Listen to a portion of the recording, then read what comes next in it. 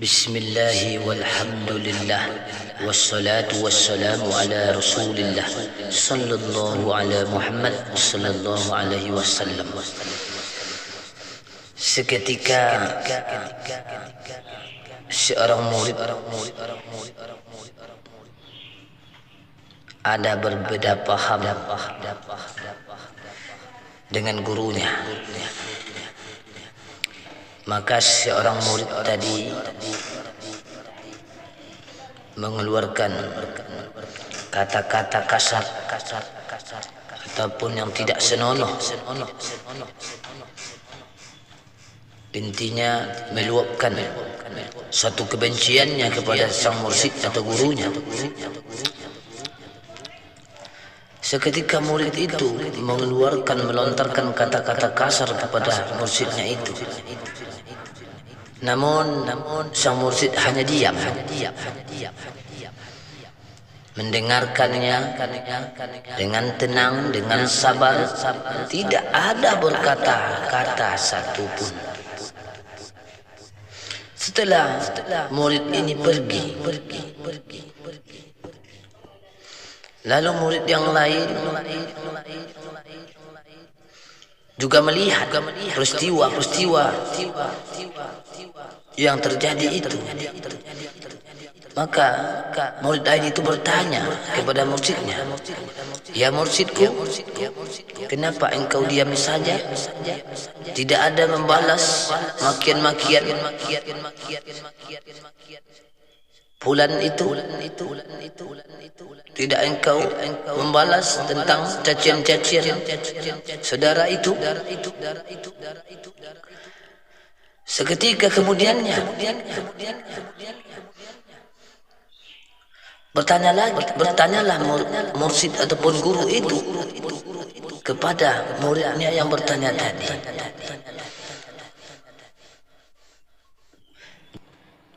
jika seseorang memberimu sesuatu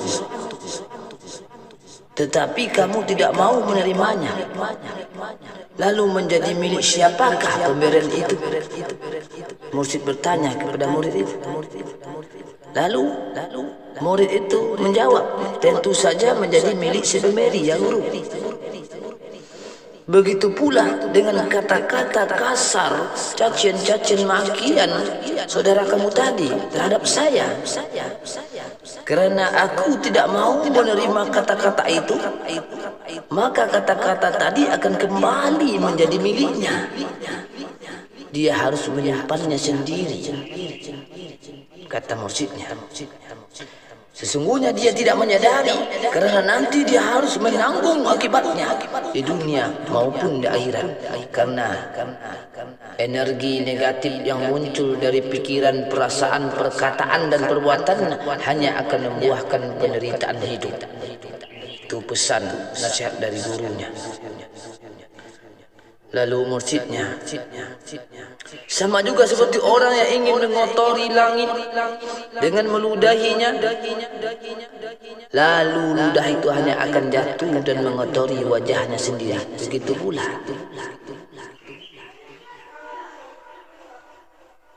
contohnya, jika di luar sana ada orang yang membenci lalu marah-marah kepada kita, maka biarkan sajalah.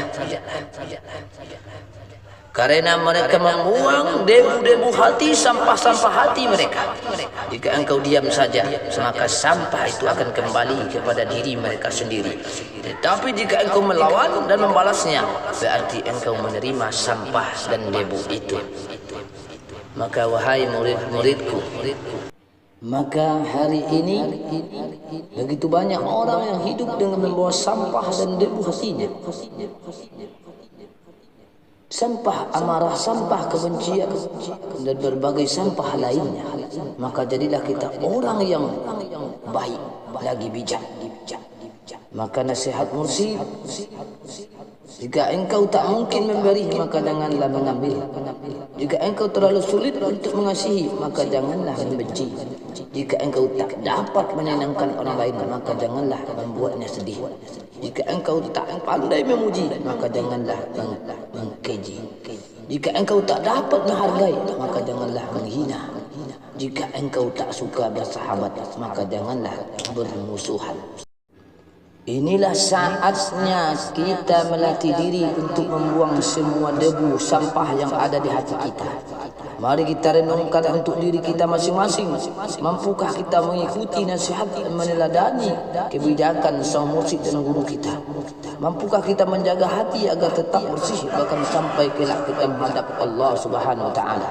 Firman Allah yang berbunyi artinya, yaitu pada hari ketika harta dan anak-anak tiada berguna kecuali orang-orang yang menghadap Allah Subhanahu wa taala dengan hati yang bersih. Maka semoga hati kita selamat dari sampah hati dan debu hati, jangan sampai kita termasuk manusia yang mana amalnya seperti gunung di dunia ini, akan tetapi di akhirat kelak umpama debu yang berterbangan karena penyakit yang ada di hatinya. Maka untuk itu bersihkanlah hati kita selalu